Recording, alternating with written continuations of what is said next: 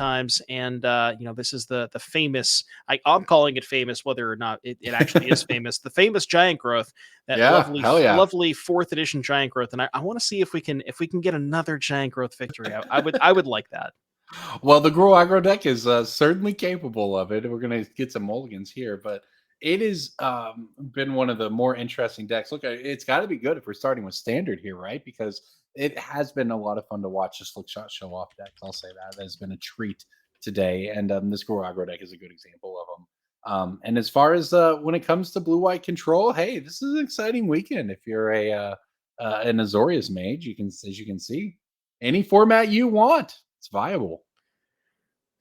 Yeah, exactly. So a lot of blue eye control. We see Mason, and seeding is kind of important here. So Gruul aggro, the 3 seed on the left hand side of your screen, is going to be on the play here, and you have to Yeah. imagine. Oh! I've spotted a whiteboarded card. The hand Corbin. We have a giant growth alert. Don't come on! Don't put it on the bottom, please. You got to keep it in the hand, Mason. You got to Giant keep Crone sighting. He's looking at it. He's thinking about it. Talking it through with his teammates. Of course, the benefit of having teammates is that you're allowed to do stuff like this, and you're allowed to keep that giant growth in hand, which Oh, is he what kept it. Mason does, and we are off to the races. His teammate was probably like, yeah, you're in the finals on camera and you have a white bordered fourth edition giant growth. You are not legally allowed to put that on the bottom of your library. True. That's what good teammates are for. They keep you from making mistakes like that. Yeah. So yeah, turn one Kumano faces Kakazan. That is probably the most important card to have on turn one. Not only gets the pressure started a little bit, right? You see the 1 damage here from Kumano, an additional point of damage because it adds a counter to the Swiss Spear, and then it also flips into a 2/2. So, I mean, that's 1 mana for essentially what is 4 points of damage. It's Yeah, distributed four among four stats, but plus. Yeah. And and is that play with fire to the face? yeah, we're doing this on upkeep because, as you notice, Mason did not play a land last turn, so really Yeah. wants to scry and find that second land drop here. I'll see if we can. No, it looks like bottom, not a land. So land will allow Mason to double spell here. Big draw step. See if we find it. I think that might Couldn't have been tell. We're gonna flip the saga. I mean, it feels good at least knowing that when you play with fire to someone's face for basically the scry effect, at least against blue white control, it's basically probably the optimal target for the spell anyway. yeah. That play with fire is not going anywhere else besides Ken Min's face here, as we see the deduce at the end step. Going to go ahead and do its best think twice impersonation. Draw a card, pick up a clue. And here is the question: do we have third land and temporary lockdown? The answer is We do, yes. which was huge because despite just the one land start from Mason, Ken was down to 10 life. So that changes quite a bit, takes the pressure off. Now it's another huge draw step for Mason. It looks like we missed and he's just going to have to pass the turn. So this you can see that the aggro decks can get out underneath the blue white control decks. They have to have a sweeper and then they have to not get burned out. In this case, looks like Mason's just going to miss on lands. We may have a very decisive first game going over to Ken. Is just picking up the deduces to draw cards, crack those clues, draw more cards. Just kind of, I got all these I'll ever need over here while you can't find a second land to play the game. Yeah, 5 lands versus 1. I think saw the a glimpse of Mason's hand. It looked like a couple slick shots. That giant growth. The giant growth is the mascot. Okay, the giant growth is no matter what. Even if you're having a bad day, you're missing a couple of land drops. All you got to do is just take a look at that giant growth in your hand, and everything will be better. I can I mean, I you can just got, promise yeah, you. you remember that you won a match with it on Yeah, camera, and then the rest of it will be okay. Everyone gets mana screwed. Not everyone wins a match with giant growth on camera. we're casting a spell. What could this be? Oh, Okay. Yeah, pump all your right. creature so Well, I can draw a card. That card is still not a land. You get all your bad luck out of the way here, Mason. we're going to discard. If you discard the giant growth, we can't be friends anymore, Mason. I'm not gonna lie to you. Don't do it. Don't do it. Don't do it. You're safe. Yeah. You're safe. Love it. Keep that giant growth. Just put that, take that giant growth to the grave with you, Mason.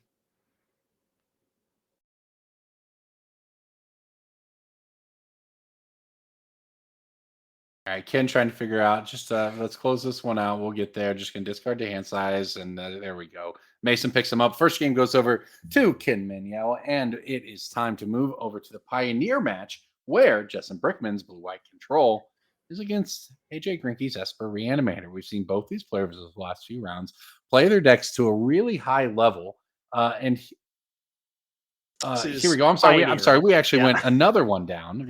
We're at Mono White Humans from Ty versus Hunter Crates Azorius Control. Yes. Yeah, and we see this is I believe still game one. Looks like a Shark Typhoon being cycled here for Hunter. And interesting thing here, we have a Brutal Cathar just flipped on the backside. The Moonrage Brute likely did not, probably didn't eat a creature when it came into play because there's not a lot of targets in the blue white control deck. But the thing does flip into a relatively good threat, right? It's a 3/3 first Yeah. strike, and I believe it has ward. I think it's ward pay 3 life, if I remember correctly.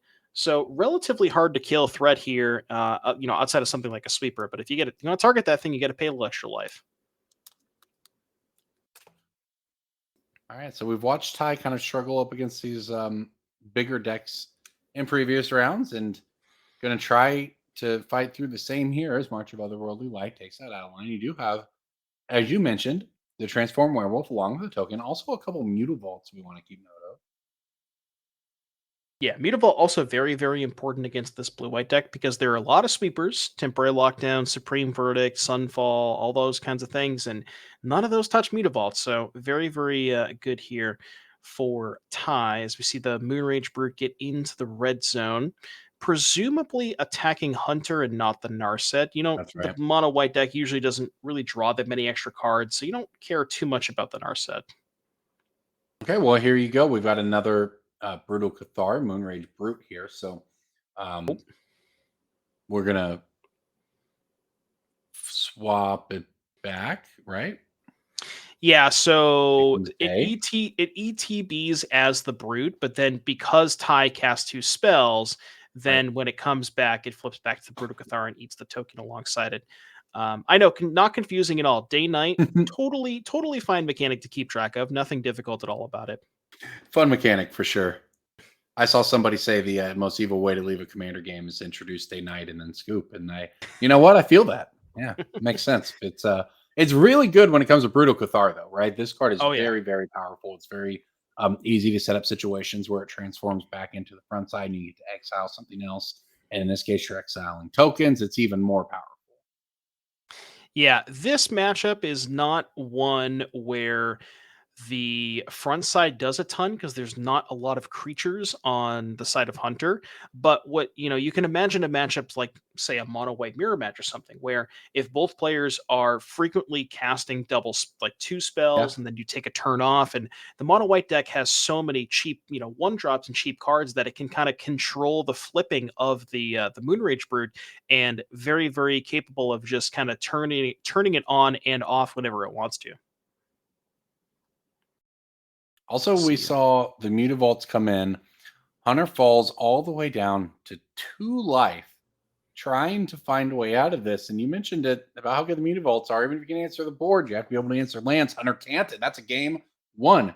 Going over to Ty on White Humans. All right, what are we looking at here in modern? So Azorius Control for Justin Brickman, Esper Reanimator for AJ Grenke, and not a lot going on here. We see a Philagi Archaeologist. That's a swing and a miss, but we get a little 1/4 out of the deal, so could be not the worst.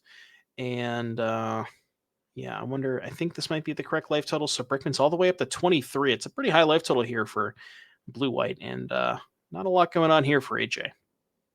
Yeah, the good news, of course, for AJ playing such a high impact deck is that if you can get control of it, you can end the game in a turn or two. It's actually getting control of it and resolving any Atraxas that are the hard part.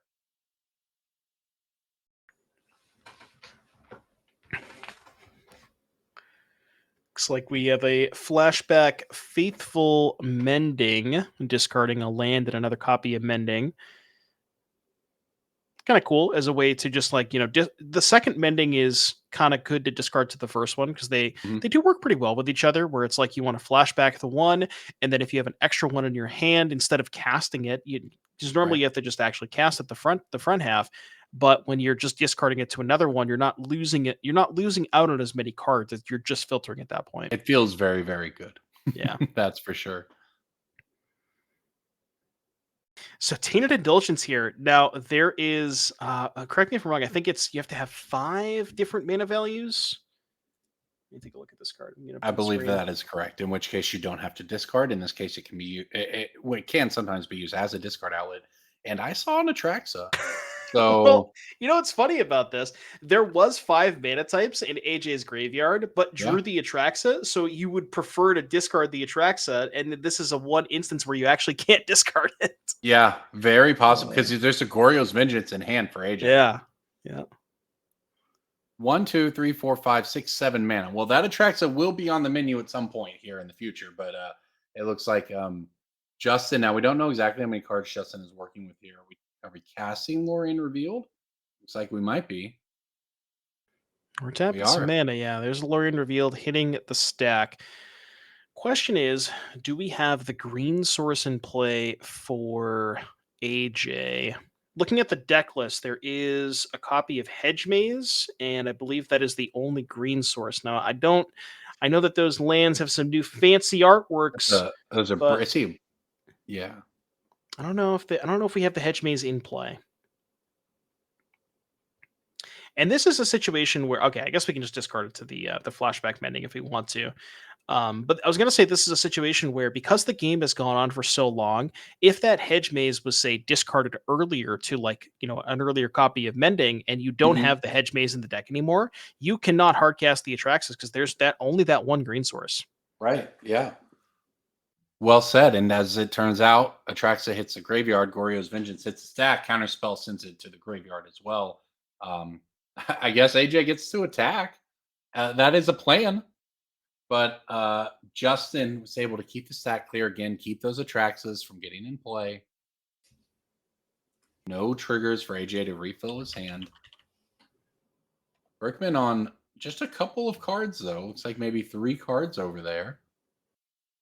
Yeah, Counterspell took care of the end of turn Goryo's Vengeance, lining up 4 mana here for AJ. It's going to be Hardcast Grief. That's pretty See good what here. Sateza doing. Okay. Wow, and a Teferi and a land. This is a window opening, perhaps, for AJ. Yeah, Brickman down to 15. I mean, you got 8 power in play. Hmm. Maybe you just take the Teferi and let Brickman have the Days Undoing? I'm not sure.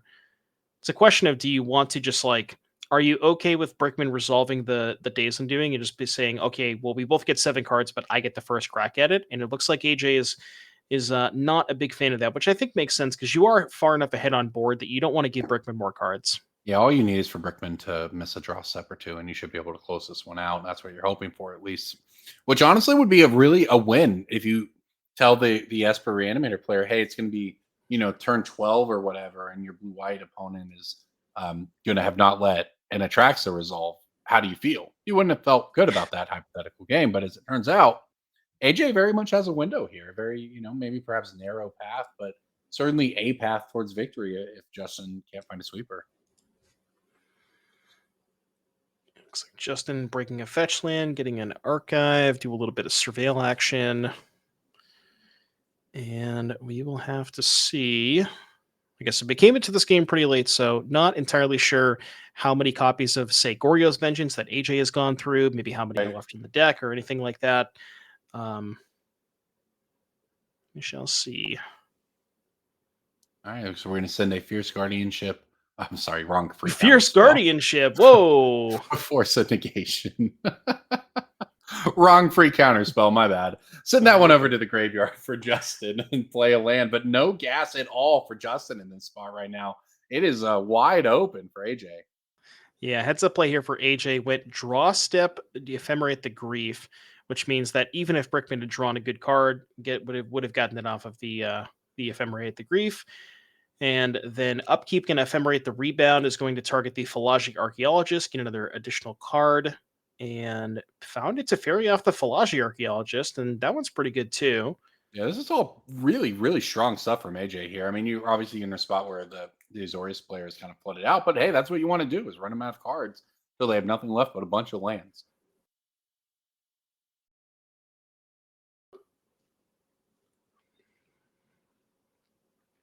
see right? another archaeologist here that's going to find that ephemerate, and I mean we can kind of just do the same thing again, right? Attack for 6, draw step, ephemerate the grief, maybe check to see if Brickman drew a good card. And now that the Teferi's in the battlefield, Brickman can also not respond. So one of Justin's better draw steps is a Solitude, right? Where you can go Mhm. say if AJ goes draw step, ephemerate the grief, then you can Solitude in response. But now that AJ has found that Teferi, that line is off the table now.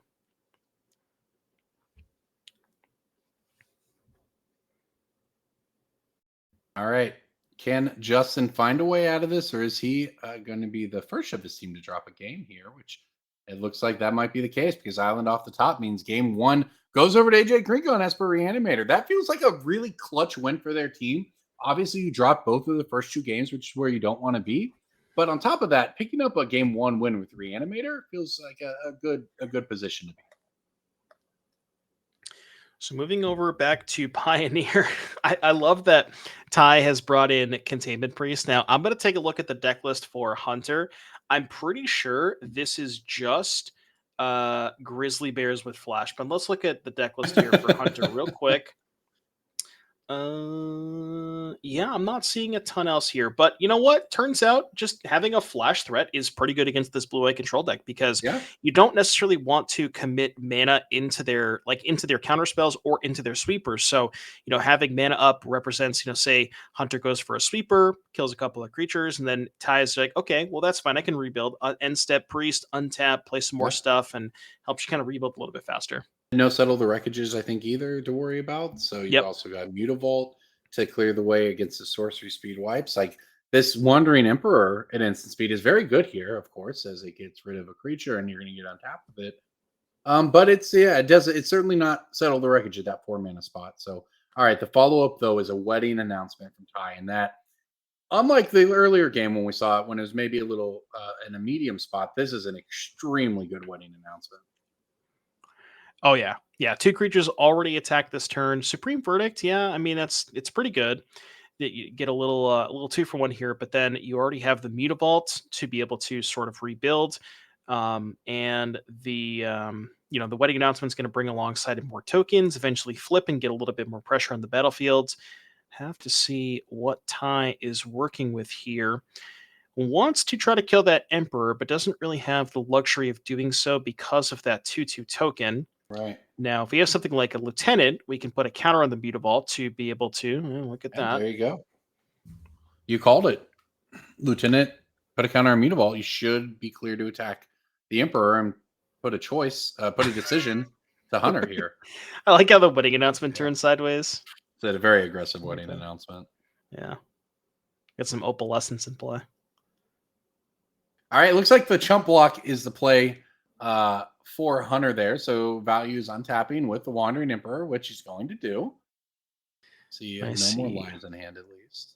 Yeah, and I think I saw a white card. It might be a Sunfall in Hunter's hand, which again, not too bad. Sunfall, if that's what that is, that can take care of the 2 creatures in play. And more importantly for Hunter, leave behind a body. Wants to be able to help. Well, we're just gonna Oh, go for Kahira. Kahira. Love it. Counter on Kahira. Four Yeah, wouldn't three. have quite been able to activate the token off of a Sunfall there, I think. So opts for Kahira is able to put a presence in play. It's really playing to this game around this Wandering Emperor, right? Yeah, and what's funny about the counter on Kahira is now it can actually trade for the Mutavault, Yeah. right? Or I guess it was going to be able to anyways, but you can trade for the Mutavault if there's another copy of Lieutenant off at the top or something to make it a 4/4. So pretty heads up play here for Hunter. Kind of play around that. See the Mutavault getting fired up, and okay, I think we're motioning attacking everything at Emperor. Yeah, it is right. I think there might have been one miss trigger on the lieutenant here off the instep token. We'll see if that ends up coming back up to mattering here. But the Mm. Mutavault's going to get in there. The token's going to get in there. And the Wandering Emperor is going to fall down to 1. So it sticks around. But oh, look at that. A second wedding announcement for Ty. And this card, we've seen this before. We've seen someone said, this is the kind of match you've seen standard where these wedding announcements just Oh yeah. take over the game. And instead, you've seen it here in Pioneer because that is a huge strength of this mono white human deck. So You're going to cash in the Wandering Emperor for a token. Hunter, with a handful of cards, is going to have to try to find a way to dig out of this. And instead, it's just going to pass the turn back. By the way, Castle Ardenvale joined the field for Ty. Yeah, interesting spot that last combat for a hunter with the 4-3 Kahira, or 4-3 Kahira had the option to eat the token, but chose to trade for the Mutavault instead. And I think that makes a lot of sense because of the Sunfall in hand, right? You want to make sure you can get as many Mutavaults off of the battlefield as possible before you cast that Sunfall, because that's one of the ways that Ty has around those, sorcery speed wraths is just keeping those creature lands in play. So we see an attack with a whole bunch of stuff. The Anchorage is going to go ahead and eat the token, get a little bit of damage in here. And yeah, those wedding announcements going to start flipping. And we will have to see what the leftover is here for Ty. So Ty has that recruitment officer, has mana available, has a couple cards in hand. This is an example, I think, really, really good example, and that's another Mutavault drawn of how the mono white human set can play the long game. Here we are against Azorius control, and the engines being set up are all the aggro players. Yeah, like you said, recruitment officer, wedding announcement, just a ton of ways to generate extra cards on top of those creature lands, too. Castle Ardenvale joined the mix there alongside the Mutavault. And we can go ahead and find a Kithian here for Ty. Read Get a that one reader. for sure. Yeah, Magic Origins, flip Planeswalker right there. Oh, yeah. It's been a minute. This is a huge spot here though. Hunter has got cards in hand, so past the turn, this is a position Hunter has opted into at least in this turn cycle, where we're going to see what Ty tries to do with this attack. This is another Mutavault hitting play. That one will be summoning sick, but the other one could attack. But it is 6 open mana for Hunter, and that has got to worry you a little bit if you're Ty trying to line up this attack. Yeah, and I think, at this point, like you said, Hunter's got a couple of spells in hand. I think that Hunter might just be sweeper flooded. Like, just chose, maybe is just trying to get a little bit more value out of the sweepers, wants to hold up the anchorage. I think I might have seen a Cutsel's flanker in hand as well. There's a lot of stuff being cast here for Ty, though. See Mutavault getting into the red zone, a Coppercoat Vanguard being cast, and this is gonna be a very, very large attack. Yeah, and this is big because take a look up at the other matches. Mason Hoos on Girl Aggro evens it up with Kim Minier on Azorius Control. AJ Grinky, of course, up a game on Justin Brickman. And Ty is up a game on Hunter here. So Hunter trying to give every member of his team a win. Meanwhile, Ty trying to luck up the first match for his here in the finals. So this is a huge turn as both players think through this attack step. Yeah, it looks like this Restless Anchorage might be on chump blocking duty because the pumping from the wedding announcement. So the Mutavault is a 3-3, the Lieutenant, I believe, is a 4-4, and the Yeah. officer, or actually, no, they're getting pumped by the Vanguard too. So it's double pump. And, a knockout blow. Okay. It's Oh, but it has ward. Awkward. Oh, that's a kind of a brutal way for that one to go, but that is a really, really good ward trigger there to get that spell. And this is okay. We'll see where this ends up because Hunter is staring down some amount of creatures, but is still alive. It's at 5 life. Kithian hits play. Look, it's been a long day for these long weekend for these players. So Oh yeah, it's something like that happens. It is it's unfortunate, but it is what it is, and we'll have to see if Hunter can bounce back. Now, we mentioned there are a bunch of Wraths in Hunter's hand, but I guess the issue is now there's two Mutavaults in play for Ty. So that's even a right. Wrath here is just it's not even close to good enough. That's right, because I think you can wipe the board and then get swung at by 2/3/3 Mutavaults and still lose. So Yeah. kind of a brutal spot for Hunter to be in. Um, We'll see if he's able to. I don't know what else he has in hand. It's got access to, I guess, 6 mana again because you lost your land, so you're going to need some help. But just passes the turn back. If you're Ty, you got to be feeling very, very good about this. Feeling good about giving your team the first match here in the finals. And what a run for the mono white humans deck, by the way, in a 4-man pioneer with a lot of powerful stuff. We're just playing 2/1s and swinging with them. All right, there's the Sunfall. That's going to take care of the three creatures on the battlefield, but presuming that Ty remembers to activate the Mutavaults, I Yeah. think we might be done here. as Um, 1 mana short of activating that creature token to block. Looks like a verdict and a no more lives in hand. So yeah, this might be it. Creatures activated, attacking. Love it. uh, Ty takes it down. First match going over to their squad. That means we can look over to the other matches because they are just one away, including here in standard, where you see Kim Yale and Mason, who's locked into a tight game three, Gruul aggro versus Azorius control. If Ken wins, it's all over. If Mason wins, AJ Grinke will have a chance to give his team the victory. Yeah, and looks like we've come into. I believe both players might be at.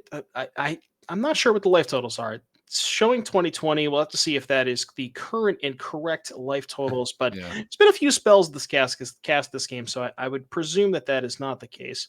But in any case, we see a relatively clean battlefield, which, if you're the Azorius control player, you're pretty happy to see that, and a Wandering Emperor. Now, the card that was just cast here for Mason is a Uh-huh. card that I believe came out of the sideboard, Cemetery Gatekeeper. You don't see this one every day. This is the 2/1 first strike, or actually, there's one in the main deck and two in the sideboard.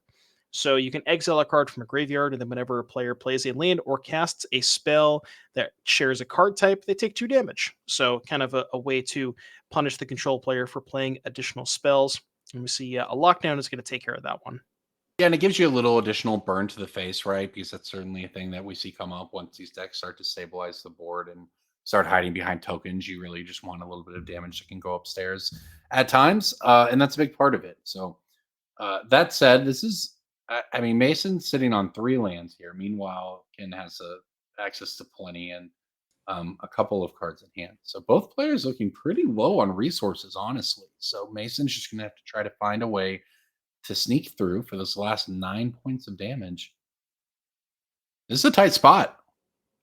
Oh yeah, yeah. It looks like can't quite get a good look at the grip for Mason, but there's this red deck or Gruul deck rather definitely does have a lot of ways to punch through a very big explosive turn, giant growth.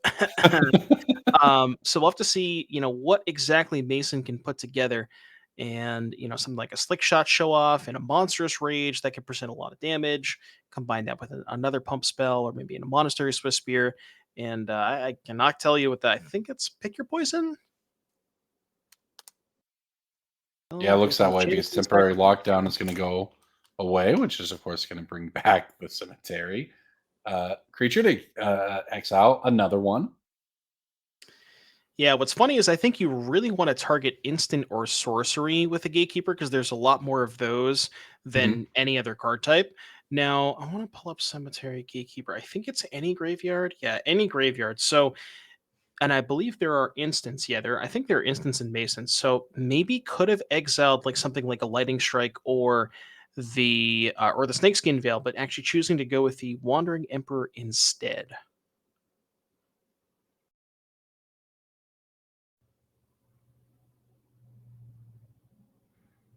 So what is going to be the follow up here for Ken, sitting on a 2/2, and notably the Cemetery Gatekeeper does have first strike, so good attacker into the Samurai token. A deluge here for Ken. That's pretty big. Find Yeah, a I was going to couple of say cards here. that first strike too. You're right; it's really relevant against just having 4 life now. So thinking it through, Ken decides we're going to try to dig our way into something useful here because this is a tight spot. Because 4 life against any kind of red deck is a scary place to be, Oh regardless of what wow, the board looks like. So, going to I need to find some good stuff. didn't realize Ken was on 4. Yeah, I mean if Yeah. Mason had targeted an instant with that Gatekeeper, that deluge would have put Ken to 2 and basically left him with no outs at that point. Um, but yeah, where it looks like there's a march that is going to take care of what I presume to be the disguise creature, which is the Fugitive Codebreaker. So Fugitive Codebreaker down, Ken on 4, Oh, just force the pass and back. no cards in here, no cards in hand for Mason. Let's see what the draw step is. That It is first a strike copper being very line. relevant, as you said.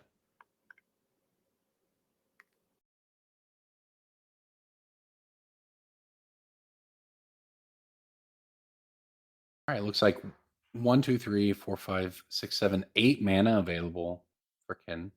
including a sunken citadel, a Yeah, couple of and the two anchorages. anchorages. Yeah, and a removal spell as well. That's big. Get lost here. Yeah, I mean, I again, I don't want to be. I No, you're don't right. trying to try not to be hindsight 2020 all the things, but if we had targeted that instant, Yeah, Ken would not have been able to play both of those spells there. But in any case, Get Lost is going to take care of the Gatekeeper, leave behind a couple of maps, and I mean, Ken is at a precarious 4 life total, so anything can happen here. It could be Ken like is a tight. slick shot, map a couple of times, and see where we go from there. Okay, but instead, Mason's just forced to pass the turn back. And it looks like Ken just does the same. Okay, draw go with the aggro deck and the control deck. Classic Magic with the finals on the line here at the NRG Championship Series. You have to assume that this benefits the control player, Ken. And here we go. It is a Well, memory deluge to get even deeper. you see, Mason is forced to pass back, and then Ken is also unfortunately forced to pass back, right? That's how it works. Yeah, right. Okay, well, he found those cards very quickly. Ken might be able to sense it here. Still at a precarious, as you said, at 4 life, but found Sunfall, has found more answers here. Just has to not die to any kind of surprise off the top of Mason's deck.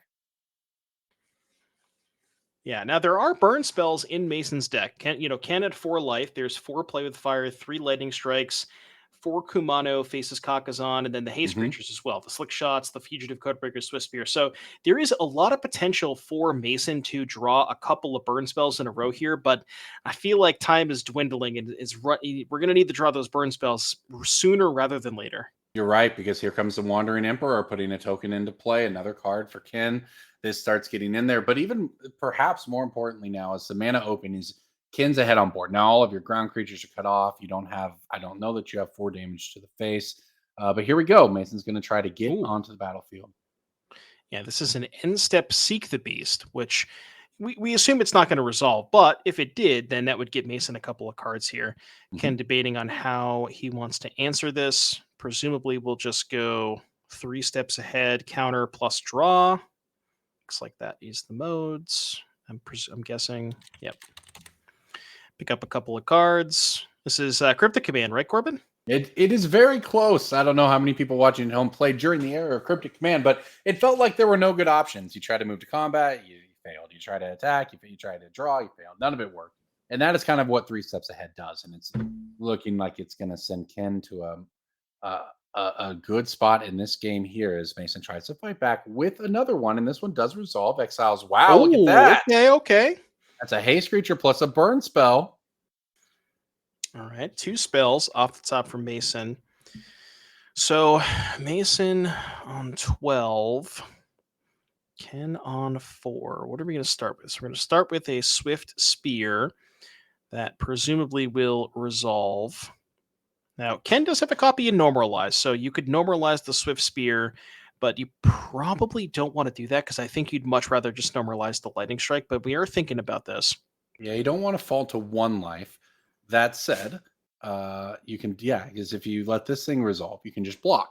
And that, of course, is what we're going to do. It's a monstrous rage, though. This is a good one. It's Yeah. unfortunately going to run right into that no more lies, which is going to counter the monstrous rage. And the Swift Well, Spear will, yeah, I mean this is not yeah, too bad, right? Because you should. you force the counterspell on the rage, but then you get to resolve the Lightning Strike. You also can strike the token and win the combat thanks to the prowess trigger. So, um, I guess some interesting options here for Mason. Now it's still feeling like Ken's in a pretty good spot, but this has gotten very, very interesting for an Azorius player sitting behind a Planeswalker and a bunch of cards. Yeah, and I think, like you said, Mason is really considering what the Lightning Strike here. Presumably, I think you just go upstairs because that leads you the out of Kumano and Play with Fire. If you target Yes, the creature, it's pretty cool because you get to kill both samurais. But Ken can just make another samurai with the Wandering Emperor. So I think you just have to go upstairs and knock the top of the deck. that makes sense, and you might even get a couple shots at it depending on how this goes. If we have that right, and uh, Ken is at the match. So we have an update, by the way, from the back table.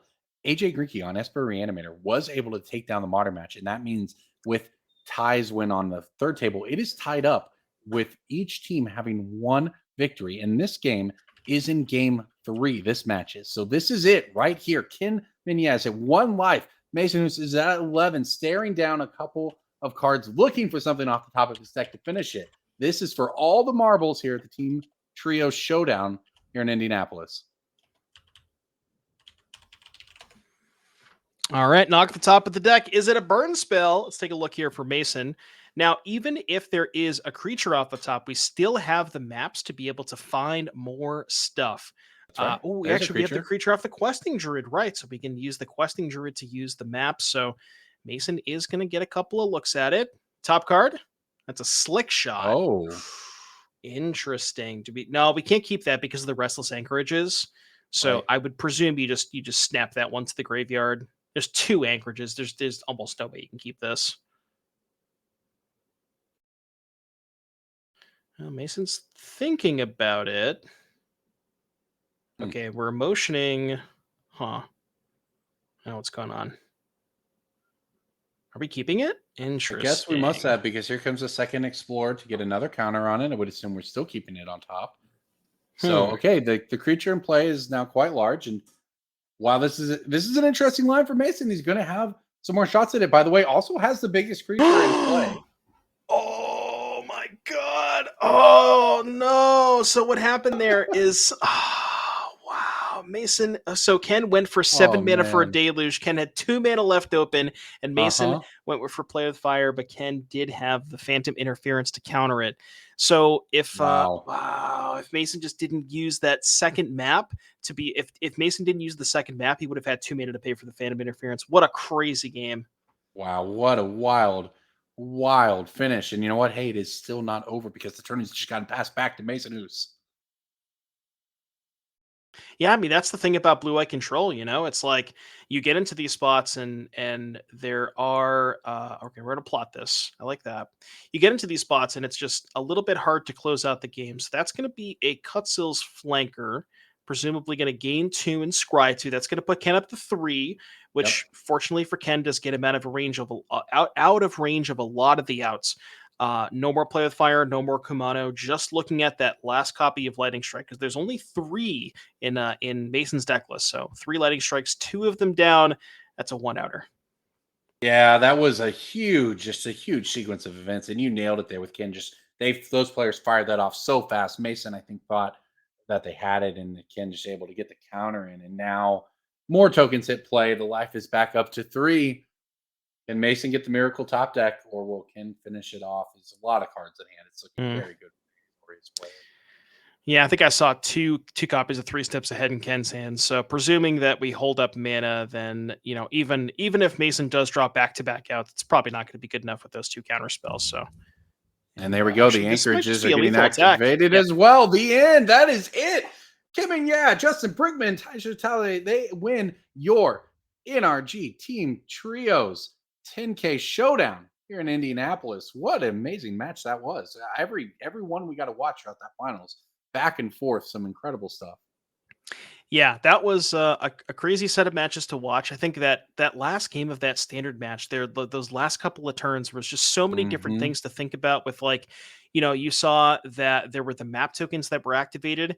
If the map token wasn't activated, you would have had mana to pay for the counter spell that was on the play with fire. Also, deciding whether or not to keep the slick shot on top. There's so many different like lines and decisions that were involved in that game. Just a treat to watch.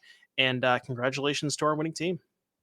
Yeah, that was a really exciting top 8, honestly, all the way around. Like, we had the full team event top 8, which was incredible to watch, very fun for all of these players. And we're going to get the winning team in for an interview pretty soon.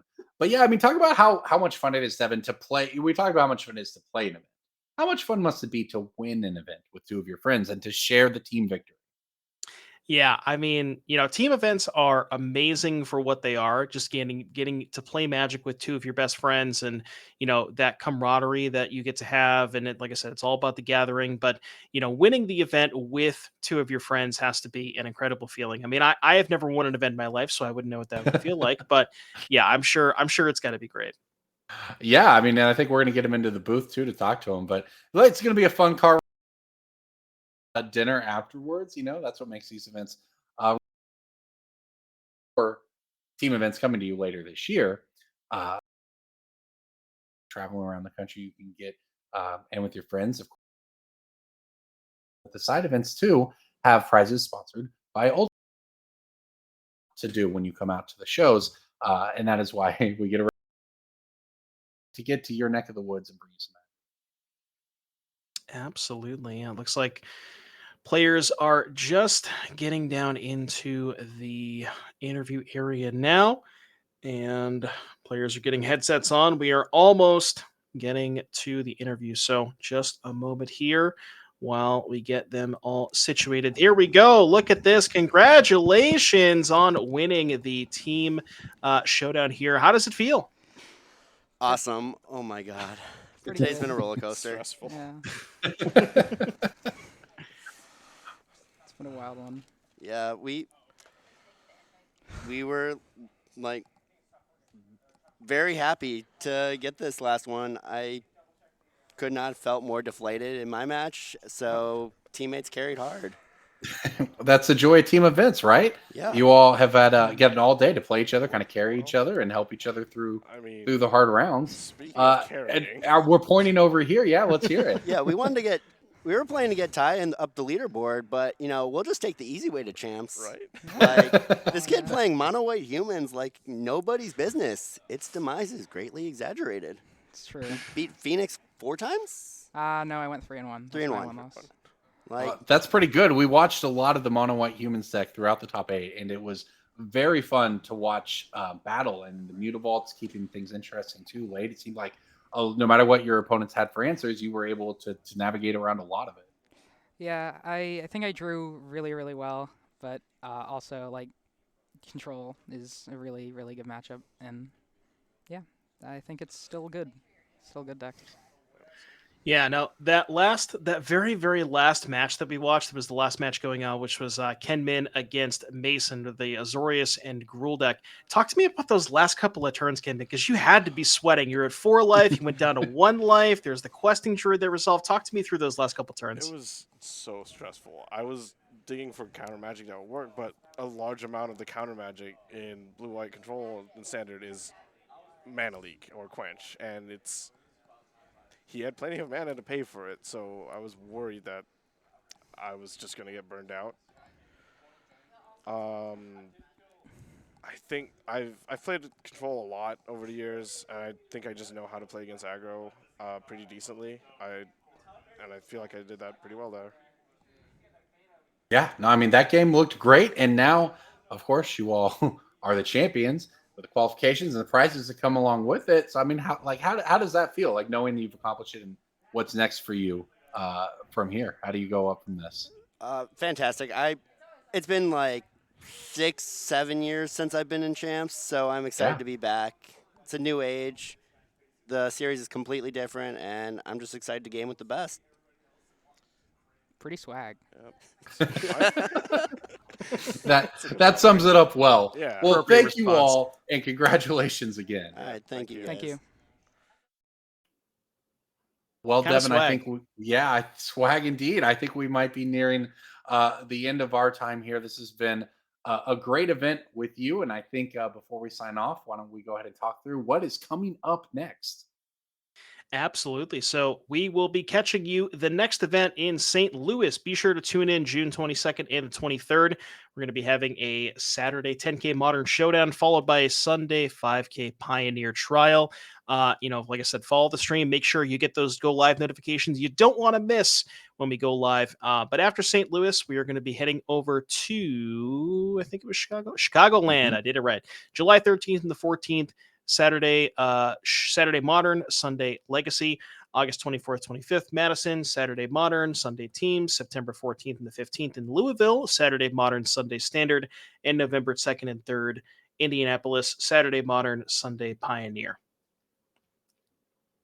We appreciate all of you hanging out with us. Devin, thank you for watching these games with me today. This has been a blast to run through team trios with you and with everyone watching. So we will see you, everybody, at the Nerd Rage Championship Series in St. Louis next time. Thanks for sticking with us.